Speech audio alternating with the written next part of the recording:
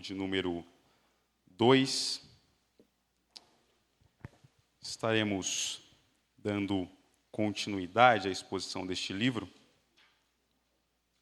Eu prevejo que quando eu estiver concluindo o seminário, nós estaremos concluindo também a exposição do primeiro livro dos Reis. Mas não há pressa, não é? Na exposição na palavra do nosso Deus. Primeiro livro dos Reis, capítulo 2.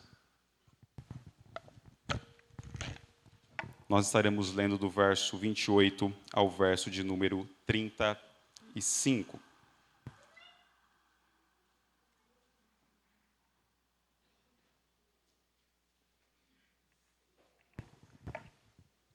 Primeiro livro dos Reis, capítulo 2, do verso 28 ao 35, nos diz assim: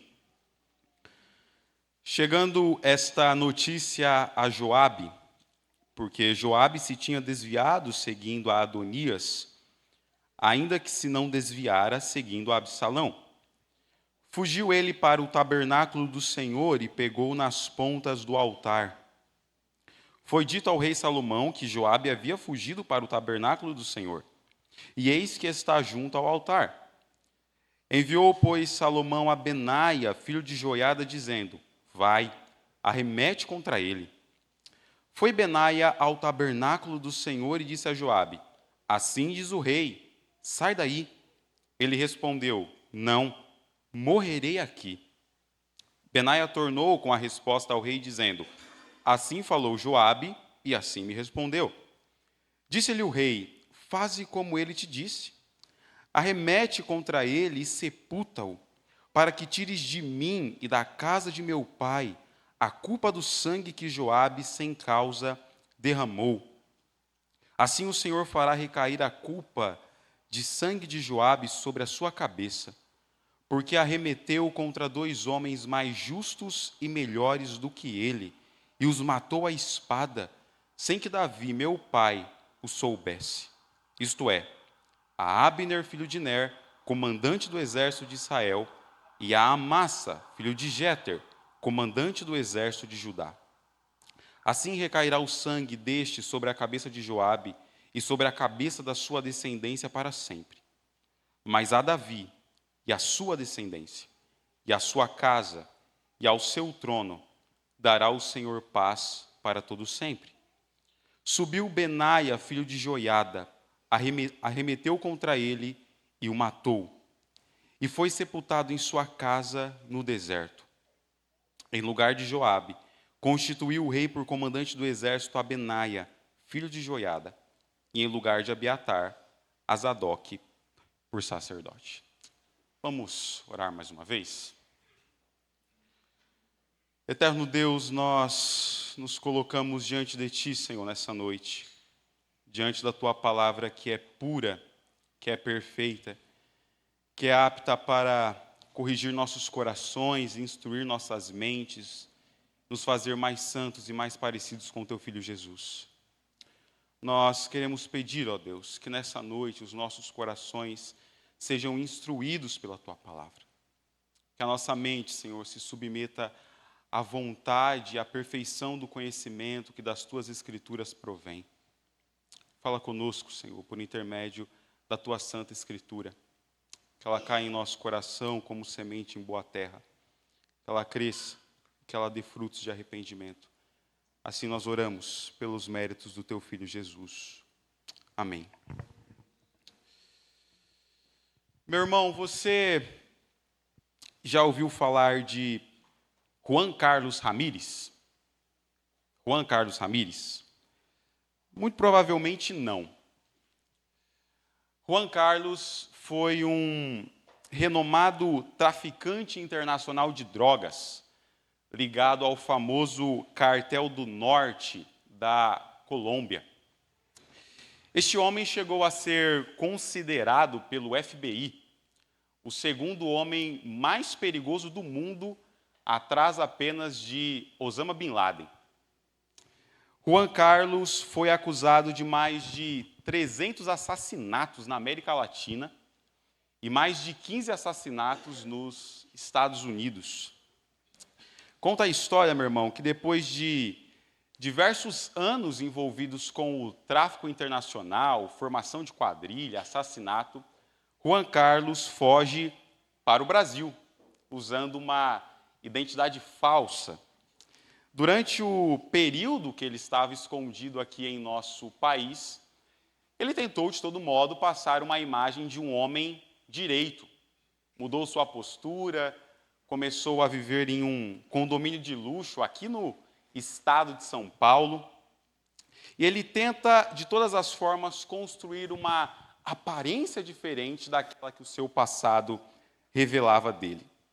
Por muito tempo, meu irmão, ninguém suspeitava daquele homem vivendo aqui no Brasil, se relacionando ali na comunidade do seu bairro. O passado criminoso dele parecia algo muito distante, parecia que já estava apagado. Mas, depois de muitos anos foragido, ele foi identificado pela Polícia Federal e foi preso no ano de 2007. No ano, então, de 2008, ele foi extraditado para os Estados Unidos, onde ele cumpre até hoje uma pena de apenas 250 anos de prisão. Talvez nós olhemos para essa história, meu irmão, do Juan Carlos, e nós pensemos que não tem nada de muito novo um criminoso fugir para o Brasil para se esconder, não é? Aliás, nosso país tem um histórico de receber criminosos que aqui tentam uma nova vida. Mas essa história, meu irmão, do Juan Carlos tem um outro elemento muito peculiar.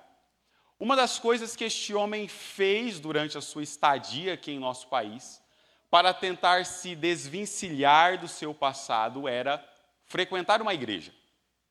Segundo alguns relatos, Juan Carlos era um homem que todo domingo de manhã ia para a escola dominical. Dava o horário do culto à noite, lá estava aquele homem sentado entre os membros da igreja. Juan Carlos vinha ao domingo ao culto com a sua Bíblia debaixo do braço.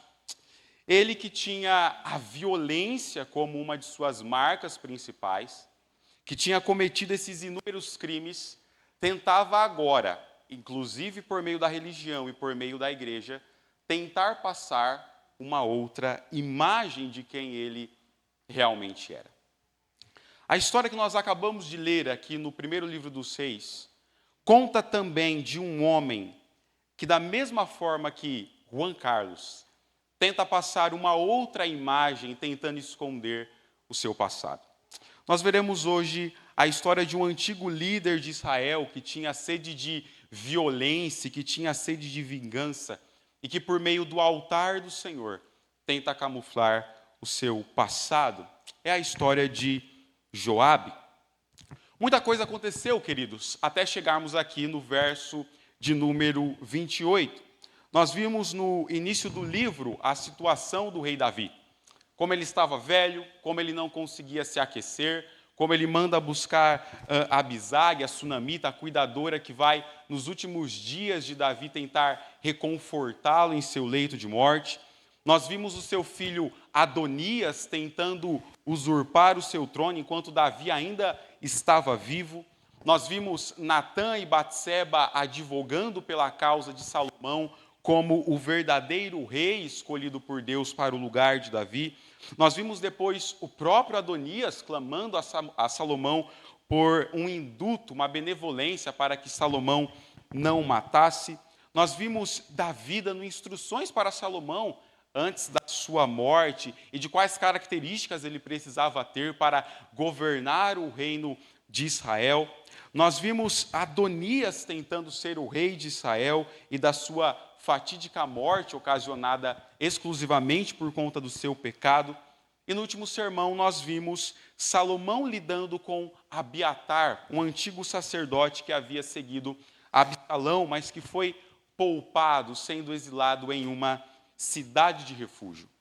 Mas agora o texto nos leva, queridos, para o penúltimo inimigo com quem Salomão precisa lidar neste início difícil do seu reinado, o violento Joabe. E a primeira lição do nosso texto, queridos, que está aí no verso de número 28, é que a igreja e o culto não são e não podem ser desculpas para o nosso pecado. Joabe era sobrinho do rei Davi. Ele era filho de Zeruia, irmã de Davi, e possuía seus irmãos Abisai e Azael, que também eram guerreiros dentro do exército do reino de Deus. Ele ascendeu ao cargo de comandante do exército de Israel após a vitória sobre os jebuseus e as conquistas de Jerusalém, juntamente com um rei Davi, um feito que o coloca em uma posição de grande influência no meio do povo de Israel. Embora ele fosse um líder militar eficaz, Joabe usava da sua posição de liderança em Israel para praticar violência, para praticar crimes, eliminando inclusive rivais, sem que o rei Davi soubesse disso, sem a anuência do rei que governava o povo de Deus. Os relatos desse homem sanguinário, e o próprio texto que lemos irá nos falar disso, vai falar como ele mata em tempo de paz Abner, porque este na guerra havia matado seu irmão. Um outro relato é que Joabe mata Amassa, também em tempo de paz. Amassa havia prometido fortalecer o governo do rei Davi.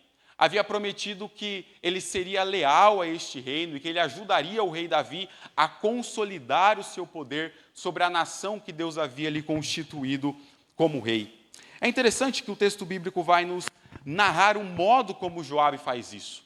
Quando ele está vestido com uma armadura e ele finge deixar cair sua espada, Amassa então vai tentar ajudá-lo. Joabe segura pela sua barba, puxa-o ao chão e ele então encrava uma espada no coração deste homem.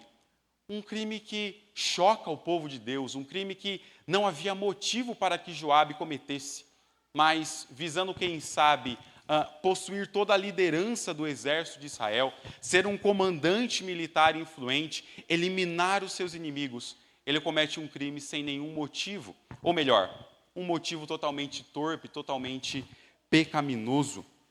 Joabe personificava, meu irmão, não uma vida de devoção a Deus, não uma vida de um homem que poderia ser um exemplo para que outros seguissem, mas ele personificava uma ambição impiedosa de um líder militar sem qualquer tipo de escrúpulo moral, sem qualquer tipo de temor pela liderança do povo de Deus, sem qualquer tipo de temor pelo próprio Deus que havia constituído a Davi como rei. Veja, meu irmão, que este homem usa de táticas malignas para alcançar aquilo que ele quer, a ponto de assassinar outros que se colocam em seu caminho. Quando este homem ouve falar que Adonias quer ser o rei de Israel e que ele quer tomar o trono que era prometido a Salomão, obviamente ele irá querer participar desse complô. Obviamente ele irá querer participar dessa rebelião que Adonias estava tramando. O texto nos diz no verso 28 que quando esta notícia, a notícia de que Abiatar havia sido expulso, chega aos ouvidos dele, ele corre para segurar nas pontas do altar para que o rei não o mate. O altar, meu irmão, era um lugar sagrado para o povo de Deus. Agarrar-se nas pontas do altar era como um pedido de clemência, um pedido de misericórdia. Era como se a pessoa estivesse dizendo: eu cometi um terrível pecado, eu cometi um terrível crime. E segurar naquelas pontas era meio que dizer: por favor, tenha misericórdia de mim. Não me mate, não entregue a pena, a condenação que eu mereço pelo meu crime, pelo meu pecado. É interessante, irmãos, pensarmos na ideia de segurar na ponta do altar, porque isso é estabelecido lá no Êxodo com Moisés. Mas havia uma exceção, e a exceção era justamente assassinatos e rebelião contra o rei de Israel. Esses crimes não estavam embutidos na misericórdia que segurar na ponta do altar poderia trazer para alguém. A Bíblia não nos fornece, irmãos, um tempo aproximado, uma quantidade exata de anos entre o último assassinato de Joabe até este episódio em que ele corre para segurar na ponta do altar. Mas pela sequência histórica dos acontecimentos, muito provavelmente passou-se algo entre 10 e 20 anos até que isso viesse a ocorrer. Joabe, meu irmão, não está arrependido dos seus pecados.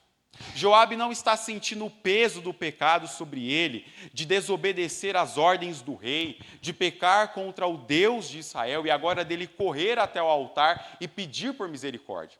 Este homem está fazendo isso simplesmente porque ele tem medo de ser morto por Salomão.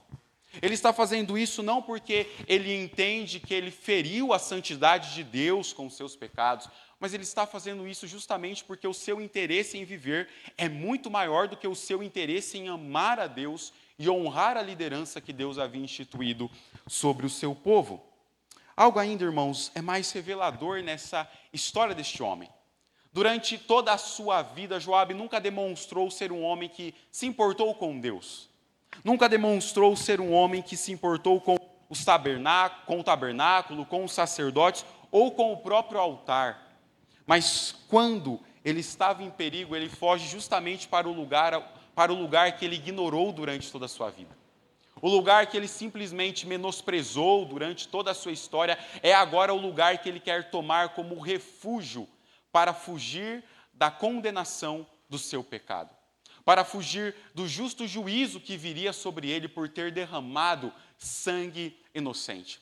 É importante que nós lembremos que Davi, antes de morrer, faz com que Salomão prometa que ele iria dar a Joabe o fim que ele merecia por ter derramado sangue inocente em época de paz durante o reinado de Davi.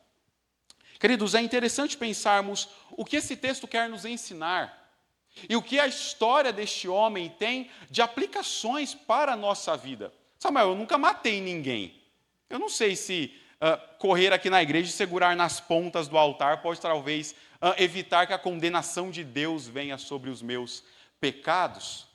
Perceba, meu irmão, que talvez a nossa história não seja tão diferente, porque quantas vezes nós utilizamos o culto e a igreja como uma espécie de maquiagem para o nosso próprio pecado?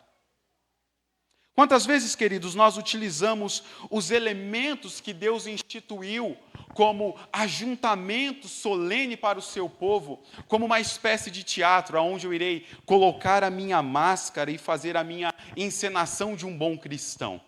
Veja, eu não matei ninguém, eu não tirei a vida de ninguém, mas eu uso o culto e uso a igreja como este lugar, como este ambiente, onde eu passo a imagem, eu tento transparecer para as outras pessoas a ideia de que eu sou alguém bom, a ideia de que eu amo a Deus, mesmo que durante a semana, eu passei a semana vendo pornografia, eu passei a semana humilhando minha esposa, eu passei a semana mentindo no trabalho, mas eu venho à igreja no domingo, e aqui é o lugar onde eu irei segurar nas pontas do altar para tentar passar a ideia de que eu de fato amo a Deus, para tentar passar e transmitir a ideia de que eu de fato sou um cristão santo, de que eu de fato tenho a santidade como prioridade na minha vida, da porta para dentro.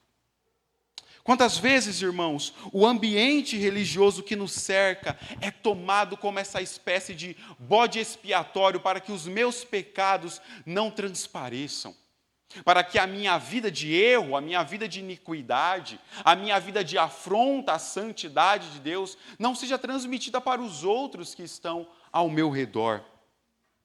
Eu não quero entrar no mérito do debate que se reacendeu estes dias aí na internet, mas quantos homens violentos, irmãos, e abusadores usam a igreja como camuflagem para os seus crimes contra as suas esposas? Quantas pessoas utilizam do ambiente, da convivência e da comunhão do culto como um lugar onde os seus pecados e a sua vida de impiedade será camuflada do mesmo modo que Joabe está fazendo? Veja, meu irmão, quantos se utilizam da boa comunhão dos crentes para falar dos pecados que preenchem o seu coração. Eu não estou falando, meu irmão, de confissão de pecados. Eu não estou falando de ademoestação mútua. Eu estou dizendo de se utilizar da vida comum da igreja para vociferar os pecados do coração como algo aceitável. Não, Samuel, mas é porque o meu jeito é assim, eu sou assim mesmo. Porque esse é o meu jeito de ser, Samuel. E aqui no meio do povo de Deus eu quero vociferar os pecados do meu coração e quero utilizar a comunhão dos crentes para falar dos meus pecados, não para que eu seja demoestado, mas para que os crentes aceitem o meu pecado. Por quê? Porque eu sou assim. Não, Samuel, é porque eu tenho um gênio forte. Talvez seu gênio não é forte, meu irmão. Seu gênio é pecaminoso. Seu gênio é caído. Seu gênio carrega a mácula de Adão. E se utilizar da igreja e do reino de Deus para camuflar os pecados, meu irmão, é algo que o nosso coração é tentado a fazer vez após vez. Eu pequei a semana inteira. Eu acho que eu preciso ir no grupo dos lares essa semana. Poxa vida, eu fiz o que desagrada a Deus durante toda a semana. Eu acho que ir à escola dominical é o que pode dar jeito. É o que pode camuflar os meus pecados. E veja, meu irmão, eu não estou lhe dizendo que a comunhão dos crentes e que a vida de igreja não é um lugar que pecadores precisam. Pelo contrário, pecadores precisam literalmente da boa comunhão dos irmãos, para que na demonstração mútua Deus santifique os nossos corações. A questão não é essa. A questão é você utilizar-se da igreja para tentar esconder os seus pecados. A questão é você utilizar da comunhão com os crentes para não tentar transparecer que o seu coração precisa ser corrigido, que o seu coração precisa ser santificado. E tentar fazer com que o seu pecado seja tratado como algo aceitável e utilizar-se dos crentes para isso.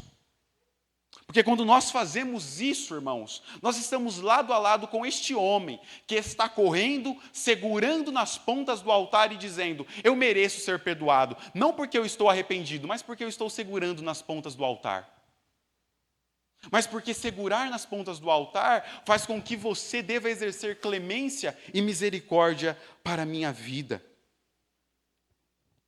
Quantas vezes, irmãos, como Joabe, nós não utilizamos o culto, ou melhor, utilizamos o culto não para encontrar transformação genuína, mas para evitar que a nossa verdadeira condição seja exposta. Para evitar que o nosso coração caído transpareça a vida de iniquidade que nós estamos levando e vivendo. E o problema de viver assim, irmãos, é que o pecado tolerado sempre irá gerar mais pecado. O pecado tolerado sempre irá desaguar em mais pecados. E este é o segundo ensino do nosso texto, que está dos versos 29 ao verso de número 33. O texto prossegue e vai nos dizer que Salomão fica sabendo que Joabe está segurando nas pontas do altar. Ele então manda Benaia para que execute, para que mate Joabe ali mesmo, até porque o altar não era um lugar onde assassinos podiam exercer ou pedir clemência, pedir misericórdia. Salomão não está cometendo um ato de vingança, meu irmão, ele está dando a este homem aquilo que ele merecia como consequência justa das suas próprias ações. Era a justiça de Deus sendo encarnada e Salomão está sendo utilizado como instrumento de Deus para exercer essa justiça e julgamento. Benaia se dirige até Joabe e o chama para fora para executar as ordens de Salomão, talvez com algum tipo de respeito ou temor pelo local onde o altar estava inserido, mas Joabe se recusa a sair. O texto vai nos dizer que ele prefere morrer ali mesmo. Ele diz que se ele tiver que morrer, ele irá morrer segurando nas pontas do altar. Benaia então retorna até o rei Salomão dizendo: olha, este homem quer morrer lá. Ele se recusa a sair, ele se recusa a deixar o altar. E Salomão então diz: vai lá, faze como ele lhe pede. Execute-o ali mesmo. Arranque da minha casa e da casa de meu pai a condenação por sangue inocente que este homem derramou. Perceba, meu irmão, que a justificativa que Salomão vai se utilizar para que este homem seja morto não era vingança, mas era a promessa pactual que a casa de Davi tinha, para que um sangue inocente não se mantivesse sobre a casa de Davi, sobre o reino de Salomão. Davi, meu irmão, de uma forma ou outra, estava associado com a culpa de Joabe, pois como rei e como superior deste homem, ele era responsável pelas ações que ele havia tomado, especialmente por ter matado homens inocentes em tempo de paz. Se Salomão não tivesse aplicado a justiça a Joabe, Salomão se tornaria cúmplice da condenação que sobre este homem estava. Salomão se tornaria cúmplice do sangue inocente que este homem havia derramado. Mas algo chama bastante atenção, meu irmão, nesse texto. Se todos esses assassinatos que Joabe executou haviam sido executados durante o reinado do rei Davi, por que é que este homem ainda está impune? Por que é que, passado em torno de 10 a 20 anos, este homem ainda não recebeu a condenação que lhe era devida por ter assassinado 2 homens que eram inocentes? Alguns comentaristas irão dizer que quando Abner foi assassinado, Davi ainda não tinha um poder político consolidado sobre Israel para enfrentar essa situação. Ou que quando Amassa foi morto por Joabe, as rebeliões de Absalão e Seba estavam empolvorosas no reinado e Davi não tinha como lidar com 2 questões ao mesmo tempo. Um terceiro comentarista vai dizer que Joabe, como sobrinho do rei Davi, era difícil para ele matar este homem, porque matar Joabe era literalmente exterminar um membro da sua família. Independente, meu irmão, de qual resolução ou de qual motivo pareça ser o mais aceitável, o fato é que Davi tolerou Joabe durante décadas no seu reinado. E essa tolerância, meu irmão, não o corrigiu. Apenas o incentivou a cometer mais pecados. Apenas o incentivou a cometer mais crimes. Joabe assassina Abner, depois assassina Amassa e depois conspira com Adonias para tentar tomar o trono de Salomão. Cada ato de negligência de Davi alimentou a próxima transgressão deste homem, e isso não trouxe paz para o reinado. Pelo contrário, isso trouxe cada vez mais instabilidade para o recém-reinado de Salomão, que está começando aqui no livro dos Reis. Quando nós, irmãos, abrimos mão da nossa responsabilidade de confrontar e disciplinar, o mal ele não desaparece, ele se intensifica. Quando nós abrimos mão da responsabilidade que Deus nos deu de confrontar o pecado, isso não faz com que o pecado desapareça. Isso faz com que o pecado cresça. Isso faz com que o pecado aumente. E em nossos dias, queridos, a secularização nos ensinou a agir com tolerância, inclusive com relação ao pecado. Mas como observou muito bem Chesterton certa vez, a tolerância desmedida é a virtude do indivíduo sem convicções. É sempre mais fácil, meu irmão, permanecer inerte do que tomar um posicionamento, especialmente quando confrontar o pecado ameaça os nossos relacionamentos ou a nossa estabilidade. Davi experimenta isso, a sua fraqueza em punir Joabe, irmão, não trouxe a harmonia, mas permitiu que crimes se multiplicassem durante o seu reinado. Fez com que, inclusive, seu filho Salomão tivesse que lidar com as consequências do pecado de Joabe.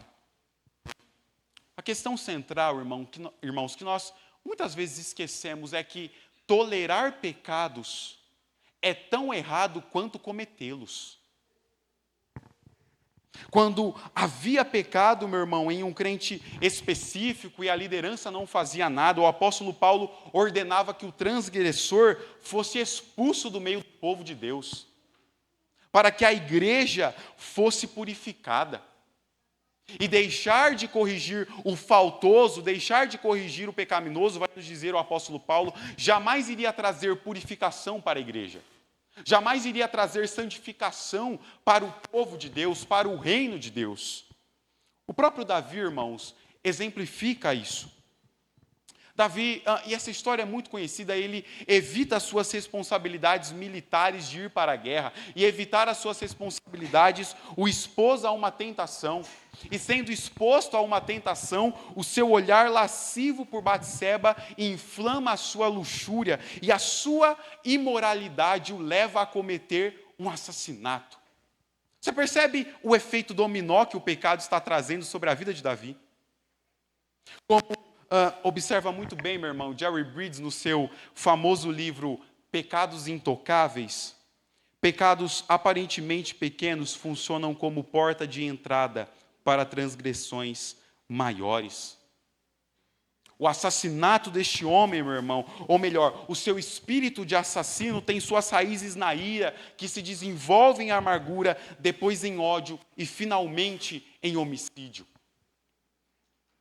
Meu irmão, a pergunta que você deve se fazer, e a pergunta que nós devemos nos fazer diante do texto, é se nós estamos tolerando os nossos pecados. É se nós tratamos os nossos pecados como algo aceitável. Como algo que faz parte de nós, tá muito bem aqui, ele convive comigo, eu convivo com ele, a gente vai junto para o trabalho, a gente volta para casa, eu converso com ele conversa comigo, eu alimento ele aqui de vez em quando, ele cresce mais um pouco. Meu irmão, será que o seu pecado já não se tornou esse pet de estimação? Que você alimenta, que você dá banho, que você joga bola, que ele traz de volta para você?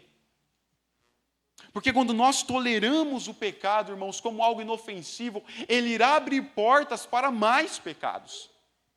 Um pecado irá abrir portas para mais transgressões quanto à santidade de Deus. E o perigo disso, irmãos, é nós desprezarmos o efeito devastador e destruidor que o pecado possui na nossa vida. Você já se perguntou por que a Bíblia manda nós resistirmos ao diabo, mas fugir do pecado? Em alguma medida, meu irmão, é mais fácil você resistir ao diabo e enfrentar o diabo do que tentar resistir ao seu próprio pecado em vez de fugir dele. Talvez você tenha mais chance de vencer o diabo, meu irmão, enfrentando ele, do que alimentando o seu próprio pecado. As luxúrias da nossa carne, meu irmão, não foram feitas para nós tentarmos resistir elas. Elas foram feitas para que nós fujamos delas. Porque as ordenanças bíblicas claramente demonstram que quanto mais nós alimentamos nossos pecados, mais eles consumirão o nosso coração, a nossa mente e a nossa vida. Mas além, irmãos, de não tolerarmos o nosso pecado, nós não podemos tolerar o pecado daqueles que estão sob a nossa responsabilidade. Davi está fazendo isso. Davi está convivendo todos os homens com um assassino no seu reino, com um homem que não demonstra temor a Deus, com um homem que não demonstra temor pela santidade de Deus, com um homem que vez após vez dá cada vez mais motivos de que ele não está arrependido dos seus pecados. E Davi vai tolerando este homem. Davi vai convivendo com ele, carregando mais uma túnica, andando mais uma milha, comendo mais 1 quilo de sal. Talvez nós, irmãos, que somos pais e mães, esquecemos do fato de que tolerar os pecados dos nossos filhos não fará com que eles sejam santificados, fará com que eles pequem cada vez mais. E se você, meu irmão, tolera o pecado do seu filho como algo aceitável, porque é da idade dele, porque se eu o corrigir, Samuel, ele irá ficar frustrado comigo, ele vai dizer no futuro que ele não gosta de mim. Irmãos, nós somos chamados a confrontar o pecado daqueles que estão sob a nossa responsabilidade. Daqueles cujo Deus de Israel nos incumbiu da missão de ademoestar. Se você, minha irmã, ignora o pecado do seu marido, eu sinto lhe dizer, isso não fará com que seu marido vença o pecado dele. Isso fará com que o pecado cresça cada vez mais. Se você, meu irmão, tolera o pecado da sua esposa, isso não fará com que ela seja santificada, isso fará com que o pecado no coração dela cresça cada vez mais. Além, irmão, de não tolerarmos o nosso próprio pecado, nós não podemos tolerar o pecado daqueles que estão sob a nossa responsabilidade. E talvez, irmãos, irá nos custar muito isso. Talvez seu filho deixe de gostar de você, minha irmã. E eu sei que especialmente as mães deve ser tenebroso pensar na ideia do seu filho não gostar mais de você. Talvez você perca seu emprego, meu irmão. Talvez as pessoas deixem a igreja. Talvez alguns olhem torto para nós, dizendo que nós queremos ser santos demais. Talvez alguns irão dizer, não, Samuel, mas que meu pecado, cara, é só um pecado, entendeu? Assim, não é para tanto. Nós somos chamados, irmãos, a confrontar o pecado e não a conviver com ele. Nós somos chamados a tratá-lo e a expurgá-lo do nosso coração, e não a deixá-lo florescer dentro da nossa alma. Porque esse seu pecado, meu irmão, irá consumir sua alma. O seu pecado irá consumir o seu coração. O seu pecado irá levá-lo cada vez mais para longe de Deus. Porque caso isso ocorra, meu irmão, as consequências do nosso pecado irão bater à nossa porta. E esse é o último ensino do nosso texto, que está nos versos 34 e verso 35. O texto conclui nos dizendo que este homem foi morto por Benaia. E a passagem nos dá a entender que ele havia sido morto ali mesmo, segurando as pontas do altar. O pecado, meu irmão, tem consequência.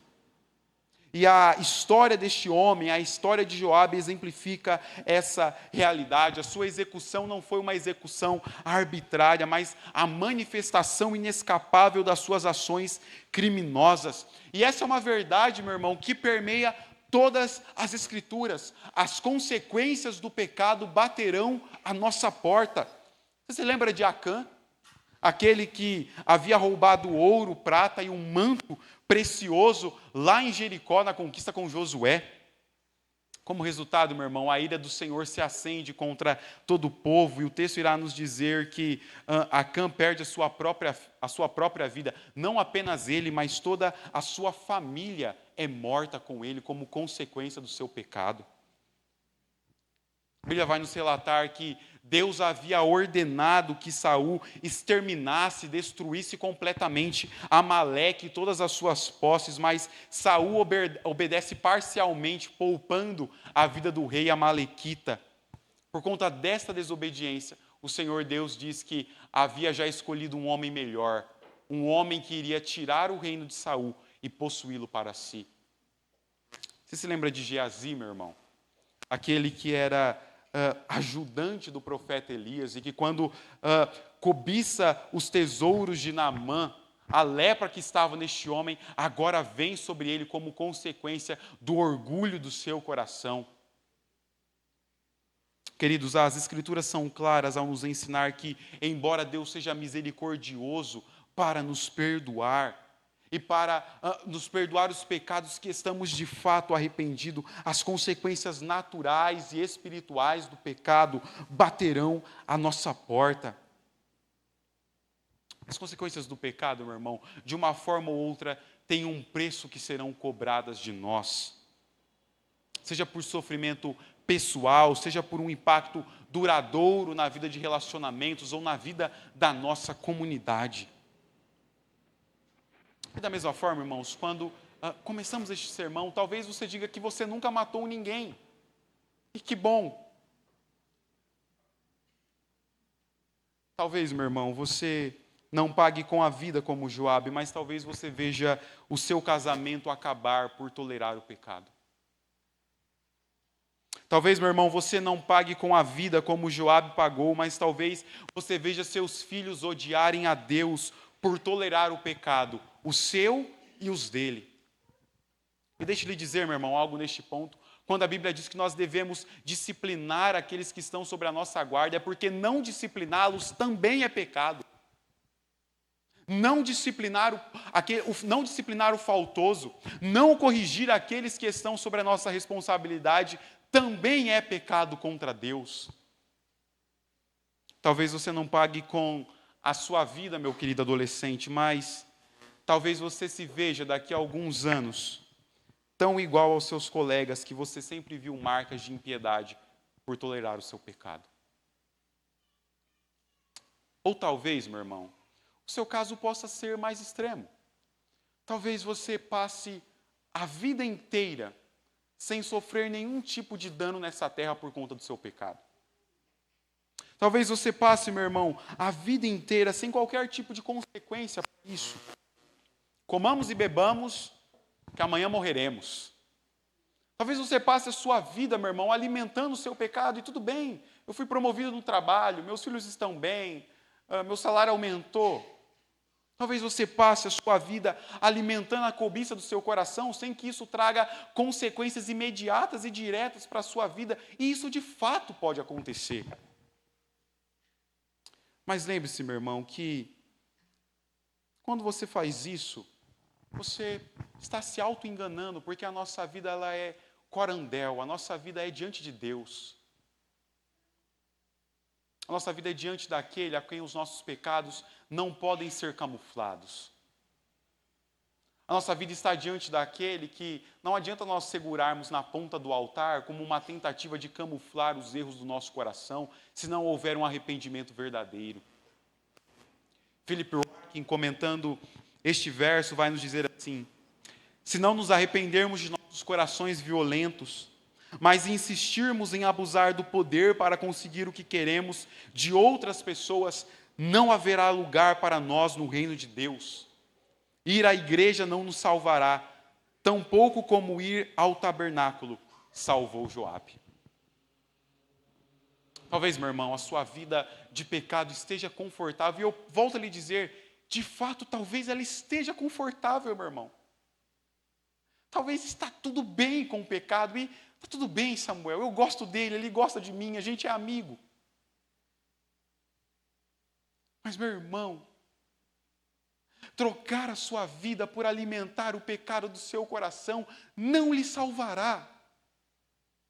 Você consegue entender isso? Você consegue entender, meu irmão, que estar aqui essa noite, sem um coração verdadeiramente arrependido, não pode salvar a sua alma?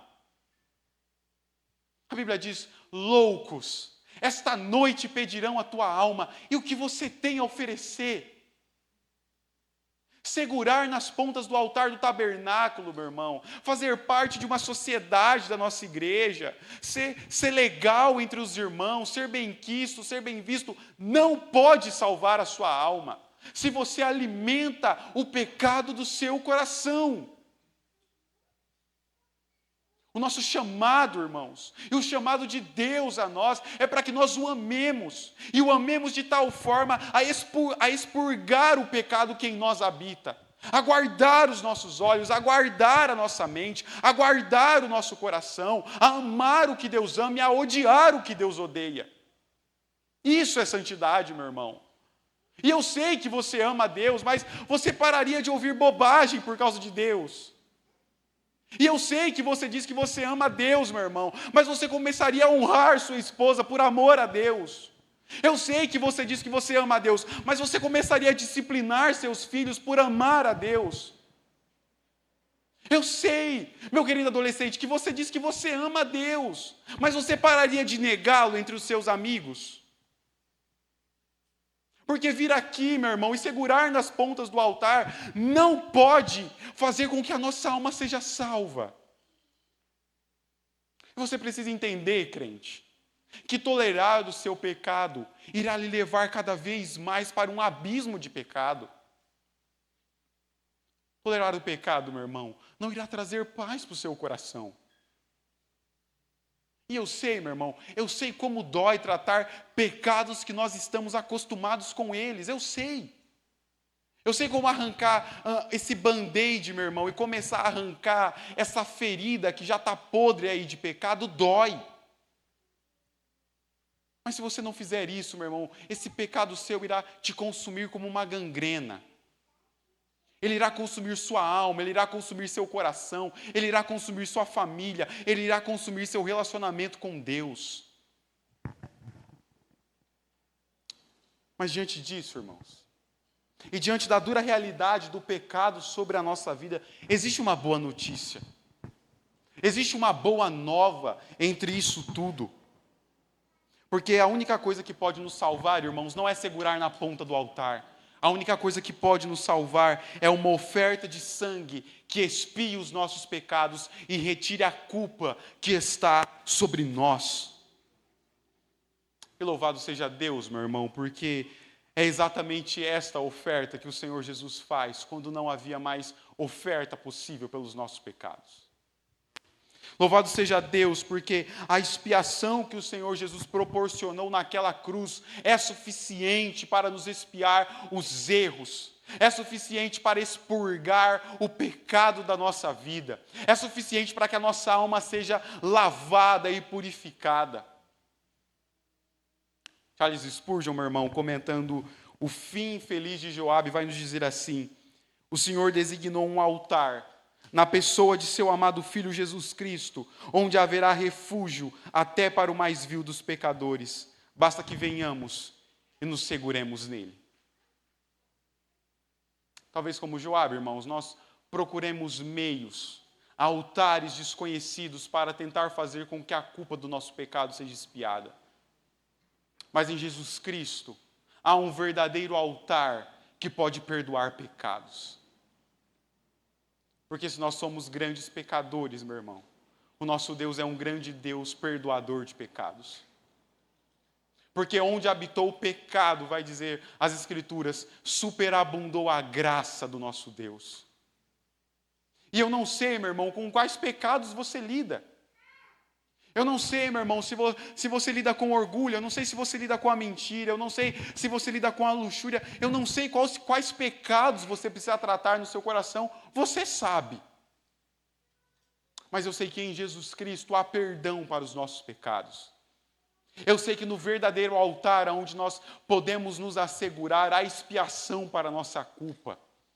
Eu sei que em Jesus Cristo, queridos, em vez de nós termos alguém atrás de nós com uma espada para nos arremeter e nos matar aos seus pés, ao Santo Espírito de Deus nos convencendo dos nossos pecados e nos chamando a uma nova vida, nos chamando a uma vida de arrependimento e a uma vida de louvor para a sua glória, porque o seu sangue é suficiente para isso.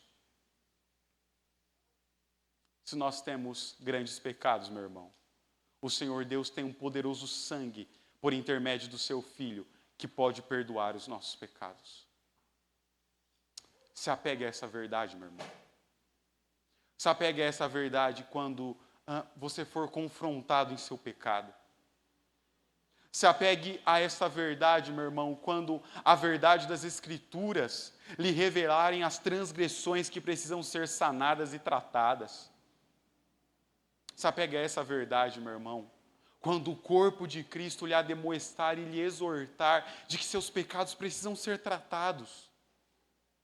Porque tolerar o seu pecado, meu irmão, trará destruição para a sua vida, mas se apegar ao sangue de Cristo, trará salvação e trará uma nova vida para a sua alma. Feche seus olhos, vamos orar.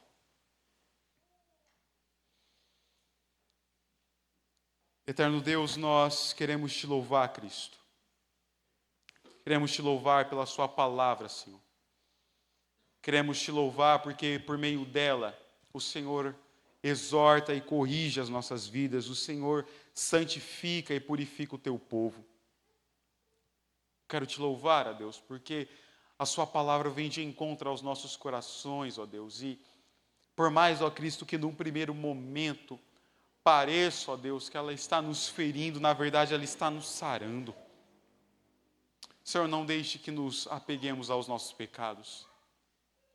Não permita que a tua igreja e o teu povo, Cristo, trate o pecado como algo aceitável, como algo natural. Pelo contrário, purifica-nos, Senhor.